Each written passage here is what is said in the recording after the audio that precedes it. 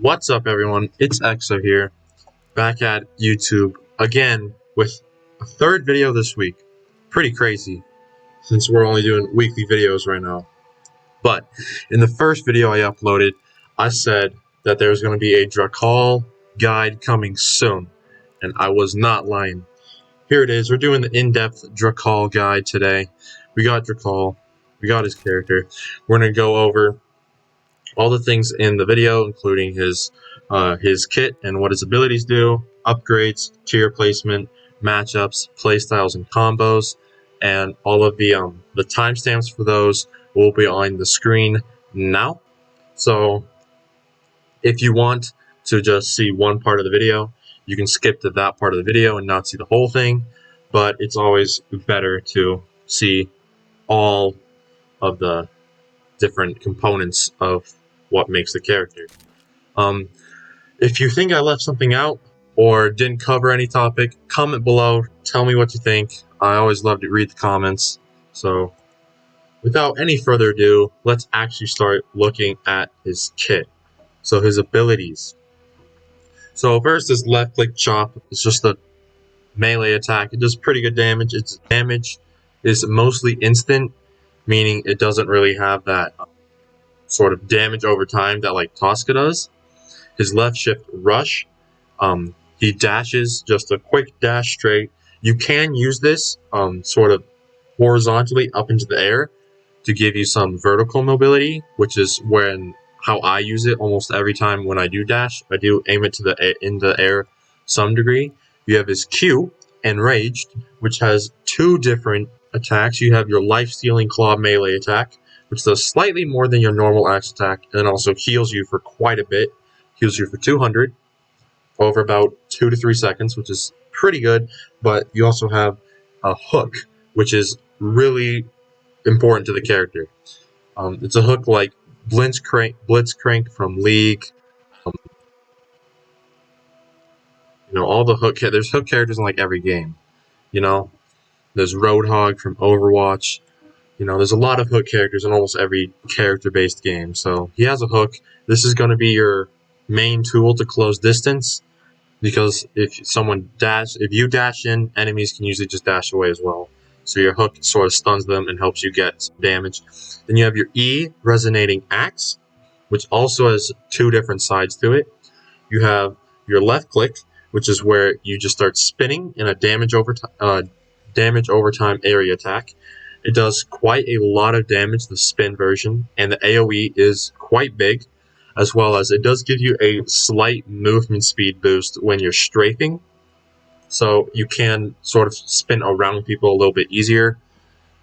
This is one of your great damage tools. When you get close to someone, you can just click E to get a lot of damage out.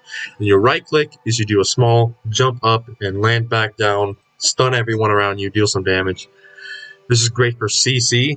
It helps get enemies off of your allies pretty well. You can stun people to stop them from attacking you or your teammates. It does a little bit of damage, but not as much as the spinning version, and so you're mostly going to want to use your E for the spin. However, the stun is pretty good. Also, the stun does not really have a lot of range. You're not really jumping. You're sort of just bobbing up and down. So you have to be really close to someone to use the stunning E. Then you have your right-click Sonic Pulse, which is just a very long-range, small projectile that does some damage. There are some upgrades that buff that out, but we're not going to be using really any of those because they're not the greatest. Drakahl has 1100 base HP, and he also is one of the couple characters in the game that has a passive, which is where, for Drakahl, if you jump when you're in the air, you'll do a small dash forward, which helps you a lot with mobility. Basically, you got a double jump where your second jump is a dash forward instead of a actual second jump. That is going to help you move around the map a lot, and you want to basically be spamming your double jump to get around the map. So now we're going into upgrades. So for level 1, we have Second Wind. Successful chop attacks reduce the cooldown of your rush by 1 second. This is what you should be running on level 1, because you get a lot more left shifts and a lot more dashes, which helps your mobility a lot. Now, the other upgrades for level 1, you have Maiming Blow. Chop inflicts damage over time with targets below 50% health, which is, it's not very good. The damage over time isn't the best. You usually want that more instant damage that your base chop has. And when they're low, they're pretty much, if you're on someone that's below 50% health, if they're not like Earl or Rahi, they're pretty much dead for the most part. And so this one is not going to do that much for you, although it isn't as bad as the last one, Get 'em Gutted. Quick melee causes vulnerability for 3 seconds. This character's quick melee is pretty bad. It does less damage than just a base chop attack. It also has quite a bit of lag, and the vulnerability doesn't really help a whole lot. It's definitely not bad, but it doesn't compare to Maiming Blow, and definitely does not compare to Second Wind, which is your best one. Your level 2 upgrade, obviously you have to take Tough It Out. 25% of incoming normal damage becomes damage over time. Once you hit level 2, this ability actually makes you quite a bit tankier, because you don't get bursted down very quick, and you survive longer. Level 3, I go with Okay, Now I'm Mad. That is the best upgrade for this character. The other two aren't that bad, but this one's better. Damage multiplier becomes plus 15% when below 50% health. This character because of the level 2 upgrade, you get a lot of damage over time, and so often your actual health bar is going to be below 50%, but you're going to have like 70 to 80% health, because all of that's just slowly draining down to like 40 or 50%, because you're taking a lot of damage over time. And this actually triggers Okay, Now I'm Mad faster than you'd actually be below 50% health. It's basically like you're slowly losing health at like 70% HP, but your actual health is below 50, and so this triggers really early and helps quite a bit with your damage. Next one, Blood Tracker. You detect targets with damage over time within 80 meters. This one is also a really good and pretty good pick. You can pick this one over Okay, Now I'm Mad, because they both are really good, because Blood Tracker will also track and detect enemies that have damage over time from your allies. So if you have a Tosca on your team, especially because she does almost all damage over time, you can get a lot of easy little reveals and detections through walls, which can help with your positioning a lot if you're not the best at positioning. The more you play Drakahl, I would recommend you switch off of Blood Tracker onto Okay, Now I'm Mad, because the reveal, once you get more used to positioning with Drakahl and playing him a lot more, you're for the most part going to know about where your enemies are and where you should position. So this is going to not give you as much help. But if you're starting out with Drakahl, this is also a really good pick. And the last one, which is it's really bad. It's just really bad, which is Incoming. Sonic Pulse, which is your right click, your ranged shot, destroys enemy projectiles. Now this is bad because Sonic Pulse is a pretty small projectile and it moves very fast, where basically you're going to block almost no projectiles with this. Like, actually, you're not going to get any value out of this. You may, once in a blue moon, actually block a projectile, but then they might as well just be standing there telling you when they're about to shoot you to actually get value out of this. It's a terrible one. It's about the equivalent of trying to play Earl and trying to 1v4 like you're really good. But yeah, no. Don't play Incoming. It's pretty much throwing. It's not good. Okay, Now I'm Bad's the best. Then you have Blood Tracker. Then don't play Incoming. Level 4, Push Through the Pain, also is a big part of Drakahl's tankiness, being sort of a tank-like character, and it makes damage does not interrupt medkit use. This is really strong, because of the way his kit works, Drakahl's often going to dash in or run in. He's going to get some damage, get some CC, help his allies, be that tanky character, and because of the level 2 ability, Tough It Out, he's going to be taking a lot of damage over time. And so Drakahl can also use the combo this with his 1, which reduces his dash cooldown or rush, so you can easily get out of fights, which will also help you medkit behind a wall a little bit quicker, and then you can medkit sort of mid-fight as long as not a whole lot of people are shooting at you. Also, once you hit level 4, this character can actually fight against Tosca, which is not only Drakahl's worst matchup, but also the worst matchup in the entire game, because all of Tosca's damage is damage over time, and once you complete a medkit use, your damage over time disappears and you start healing, so you can actually end up fighting Tosca with this. So basically, with the 1, 2, and 4 upgrades, when you combo them together, you're going to run in, help your teammates, stun some enemies, deal damage, maybe get a kill, and then when you're low or need to back out, just rush out of the battle a little bit, medkit, and then you can rush back in, or double jump back in and slowly get in. So this isn't the best upgrade in his kit, but it is an important one. Then we go to level 5. We have Abs of Plasteel. Enraged makes you invulnerable for 1.5 seconds. Enraged is your Q, your Lifesteal Claw, and your Hook, which is really good. Invulnerability for 1.5 seconds is going to be good on any character, when especially a melee tank-like character. Getting 1.5 seconds of invincibility makes them just a lot tankier. You can also combo this with your just using the Lifesteal Claw part of Enraged, and you can get a lot of sustain in the middle of a fight, which is really good. This is the better upgrade for level 5 over the last one, Sonic Shock. Sonic Pulse now slows targets by 25% for 3 seconds.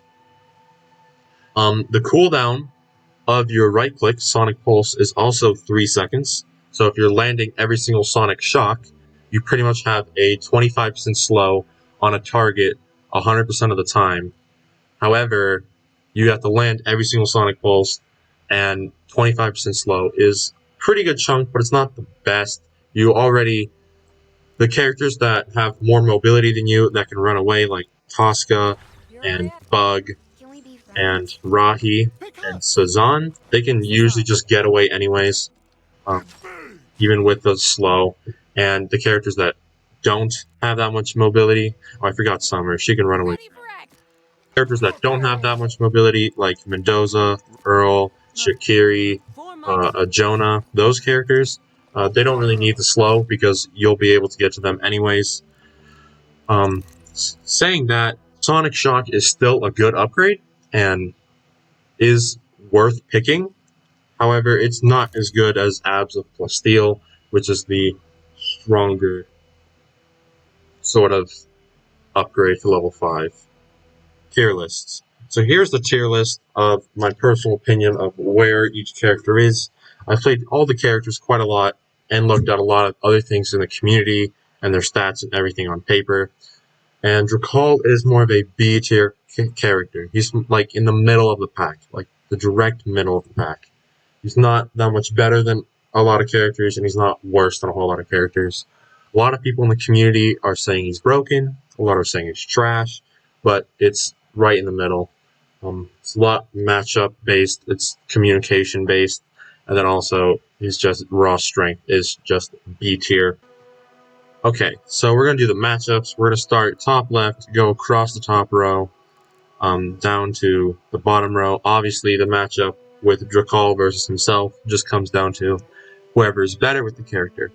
So we're gonna start with Captain Mendoza. Captain Mendoza has pretty he loses the matchup against Drakahl. Drakahl wins the matchup just so slightly because Captain Mendoza doesn't really have enough burst damage to stop Drakahl from closing the distance, and he also doesn't have enough escape to really get away from Drakahl if the Drakahl lands his hooks and his stuns and his damage in general. However, Captain Mendoza does have quite a lot of damage. He does have the blinds, which help him against Drakahl. And he does have the bunker, which you can call down to knock Drakahl away, although it doesn't work very much. Ultimately, Drakahl wins the matchup slightly. Summer. This is another one of Drakahl's worst matchups. Earlier in the video, I talked about Tosca, but now we're going to talk about Summer. Drakahl's matchup against Summer is terrible. Drakahl loses this matchup so much. Being that Summer and Drakahl are both close range characters, they both need to be pretty close to each other. However, Summer does have a small range advantage, which helps her, and she also does about the same amount of damage. She also has 100 more health, which helps her quite a bit. But the reason Drakahl hard loses this matchup is because Summer has 3 abilities that completely screw over Drakahl. She has her Thrust, which gives her vertical and horizontal mobility to get away from Drakahl, which he can't really do anything about. She has her Magma Spiral, which pushes her up into the air so Drakahl can't hit her, as well as putting the ground below her on fire, so Drakahl has to stay in the fire in order to fight her, so he takes a bunch of damage. She also has her Spark Blast, her E, which knocks back Drakahl, briefly stunning him for just a couple a couple milliseconds, and puts a lot of distance between them, so Drakahl can never really get close. This is one of Drakahl's worst matchups. Don't fight a good Summer with Drakahl if you don't have teammates around. Moving on to Earl. Drakahl wins this matchup quite a bit. Earl is a lot tankier, but he doesn't really have enough damage or sort of mobility to out-duel Drakahl. Earl, all he really does is just move around with his jet pack thing. Helps him quite a bit against Drakahl, but ultimately Drakahl wins the matchup quite a bit. Now we're going to move on to Tosca. I talked about this briefly earlier, but this is the worst matchup in the entire game. Drakahl extremely loses this matchup. Don't even try to fight a Tosca, just try and get help from allies.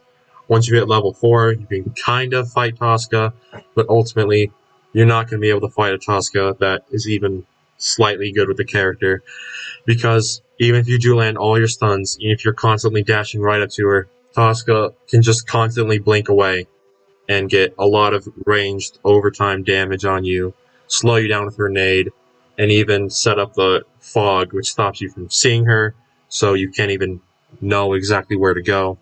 It's just a terrible matchup. It's not good. Shakiri. Drakahl wins this matchup quite a bit. Both are close range characters. Drakahl only has 1 ranged attack, so her Hollow Shield doesn't really help because she can't deflect any bullets back unless Drakahl shoots a Sonic Pulse at it, so don't do that. Drakahl, they're both very close ranged melee characters. Shakiri can swap to her pistol, but she primarily wants to be still kind of close to her enemies, so it's easier to land headshots with her pistol. Drakahl does win close range because he has more health, more damage, and more stuns and options close range. Shakiri can dome him, but then she's stuck with the Drakahl, which she'll lose close range. Moving on to Bug. This is another one of Drakahl's worst matchups. Bug has just a ton of mobility. He has vertical mobility, so he can constantly stay up in the sky, far away from Drakahl, out of his reach a lot. Bug can also deploy turrets and crop dust, so Drakahl can't really chase Bug or go after Bug without taking a lot of damage from the turrets or the crop dust. He can't stay near Bug without being forced to stay in the range of the turrets and the crop dust, and so he takes a ton of damage when fighting Bug. But ultimately, Bug is the best character in the game by a lot, and so you shouldn't really try to compare much with Bug. Next, Rocky and Brother. This is a pretty even matchup for the most part. Drakahl, I would give the tip to him just a little bit, because he does have a higher damage and a bit more sustain. But Rocky is much more mobile, and so if the Rocky wants, Drakahl can't close the distance. But if the Rocky is sort of winning the engagement, he can push the advantage with the teleporting to Brother and the jumps, and then also just moving around in general. Pretty even matchup. Give the tip slightly to Drakahl, maybe. Next, Jonah. This is also a pretty even matchup, but I would give this to Drakahl's favor as well. If the Drakahl player can't close the distance, then Jonah is just going to melt Drakahl. But if he does get up close, Jonah's pretty much screwed, especially if the Drakahl player hooks the Ajona during her grapple hook, then she's actually screwed. She cannot do anything. She is dead at that point. Yeah, Drakahl, for the most part, wins the matchup unless he gets zoned out by Ajona. And last but not least, Sazan. This is a pretty even matchup, but Sazan does win by a decent amount, I guess. So it's not that even. It's more on Sazan's side, but because Sazan is pretty mobile, she has that low cooldown dash. She has movement speed with when she switches to her shotgun, cloak during her knife. She can slow. She has a lot more range with her inertia rifle and her shotgun and knife, so she can't outrange him. Has a bit less mobility, but is still mobile enough to get away, and also has some CC and stuff in her kit to stop Drakahl. However, if the Drakahl player catches the Sazan off guard and is able to hook her and deal some decent damage before Sazan can start to retaliate, Drakahl can win the matchup pretty well.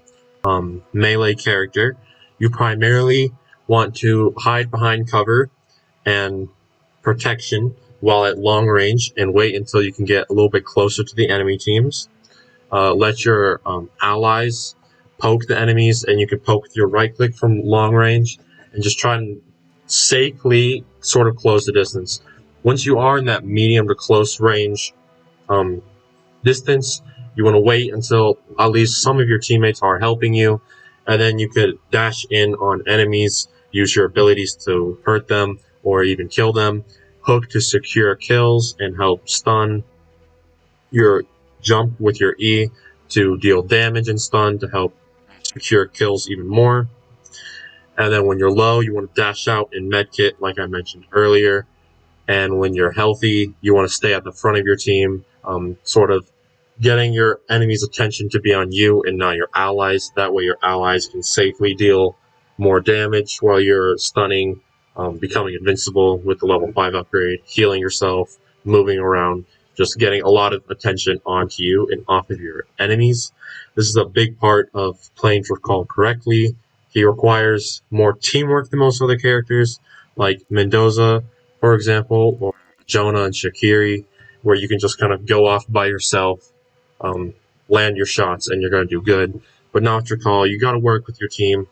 You got to play as a team, even if you're not really, in a group together or talking to each other as a team. All right, so combos. So we're in the practice arena. I'm going to show you some of his combos. I've already gotten to level 5 to unlock all the abilities. You can also see he has just over 1,200 health at level 5. So I'm going to show you just some of his abilities and some of his combos. So this is what his double jump looks like. His dash can be used horizontally and vertically and diagonally, really, like that. I don't know why I said horizontally and vertically, but whatever. So that's his Sonic Pulse, and his abilities Q and E, which I'll show in just a second. His bread and butter combo is Q, you hook something, and then you get close to it, and you spin. Obviously, I just completely failed that because it's a hive and not another person, but that's basically what you want to do. You can also poke with your right click, hook in, then E, and spin around them. Then you could do your chop attacks, so you could dash out, get behind a wall or something, heal up, poke with your shot, go back in, hook, back into the E, swirl around, couple chops, get back out, grab a med kit. That's pretty much your bread and butter combo, just the hook on your Q into the spin from your E. Pretty standard combo. Yeah. Another one, you want to poke with your right click, your Sonic Blast, and you could follow that up with a double jump into a dash into a double jump, so it looked like this. Obviously the hive knocked me back there, but against the person, you would be dashing in right on them, and then you could go for either a stun with your E, or just some basic attacks and wait to combo your E.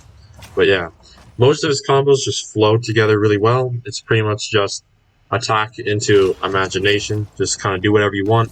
but the best combos for the most part are your hook into your left click E, into just some chop attacks, dashing, right clicking, double jumping in with your right click. But yeah, then queuing makes you invincible for as long as you're yellow. It doesn't last very long, so you do have to choose which one you want to do quickly, but that's really all for Drakahl's combos. Anyways, that's going to be it for the Drakahl video. I hope you enjoyed. If